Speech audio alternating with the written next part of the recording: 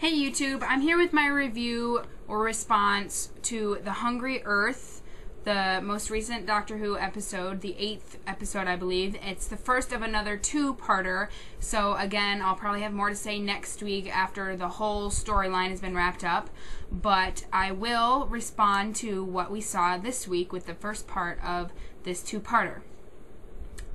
Now, for a very brief summary, the Doctor, Amy, and Rory are headed for Rio, but they show up in a small town in South Wales, and the ground starts eating people. I told you the summary was going to be brief. The Doctor, of course, is immediately intrigued. He completely forgets that they're supposed to go to Rio. Amy and Rory, of course, do not forget this immediately, but the Doctor starts hopping up and down on the ground because it feels different, and he starts smelling and tasting the grass because it's different. And then there is the big mining thing, and he loves a big mining thing. And for some reason, immediately when he said big mining thing, I thought of the Impossible Planet, which I don't know if that was a mining thing or not, but it reminded me of that because of the drilling, the mining thing. The part right after that with sonicking and entering into the big mining thing, that was brilliant. I just thought that was perfect dialogue, and of course, it was just wonderful. Sonicking and entering.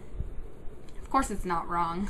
He's not really breaking anything, technically. Amy being eaten by the Earth, I thought that came too soon because I love Amy, and an episode without Amy is just wrong now because she's such a big part of it. So, I thought it was a really great scene, really great chemistry between Amy and the Doctor, of course. Really intense, really dramatic, really great. But again, Amy was gone too soon, and then she had very brief little bits in the rest of the episode, but I really missed her. So that's like one of the only bad things I have to say about this episode because I really enjoyed it. But Amy was gone too soon. This episode was really good, and it was really engaging, and it was intense. And it hasn't been that intense since Flesh and Stone, so Amy's Choice wasn't really that intense for me, and Vampires in Venice definitely wasn't intense at all. But I thought this one was a little intense, and I thought it was really solid.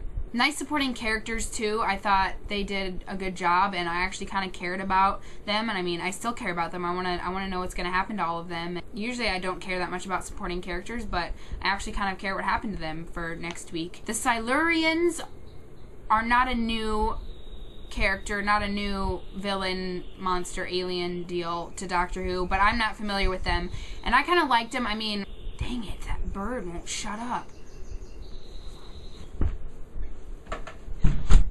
Excuse me, that canary won't be quiet. We've had a lot of reptilian characters lately, but these are a little more human, which I think is more interesting, and they can speak, which is preferable to the chirping, clucking monster noises and such, so that's nice too. So the Silurians are nice, and the Doctor's little conversation with Alea I thought was really a solid scene, really good. And they kind of remind me of Avatar, which I know reminds some people of Dances with Wolves, but I haven't seen that. So the Silurians remind me of the Na'vi, I guess. I don't know, maybe I'm off in saying that, but yeah. So, to recap, a nice episode, strong, I really liked it. Not my favorite of the whole series so far, but it's up there. I mean, it was just a really strong episode, and I really enjoyed it, and at the end I was like, why do I have to wait a week to find out what happens? Which is what it should do. The disappointing lack of Amy is something that's forgivable, I guess, but I did miss her because she's become such a good part of this series, and I am, obviously, really excited for next week. So, I will see you then.